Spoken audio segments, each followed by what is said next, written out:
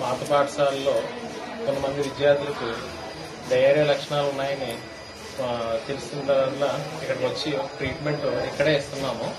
ఒక 6 మట్టుకు కొంచెం ఎఫెక్ట్ అయ్యారు. ఆ 6 కూడా ఇక్కడే సెలైన్ పెట్టి ఇక్కడే ట్రీట్మెంట్ చేస్తున్నాము.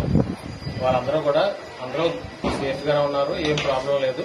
డిహైడ్రేషన్ కూడా లేదు. జస్ట్ ఎందుకన్నా మంచిదని ట్రీట్మెంట్ మనం చేస్తున్నాం. ఇది జస్ట్ డయేరియా లక్షణాలు ఉన్నాయని చేస్తున్నారు తప్ప అంతమించి దీనికి ఉంటుంది.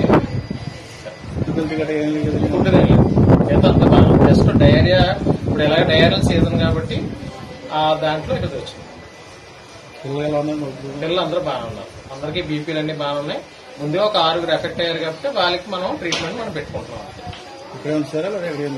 ఇక్కడే ఉంచుతామండి. అంటే ఇక్కడ మనకి ఇక్కడతో అయిపోతుంది. అప్పటికి అంతగా కాకపోతే మనం హాస్పిటల్ షిఫ్ట్ చేయడం వచ్చేస్తాం.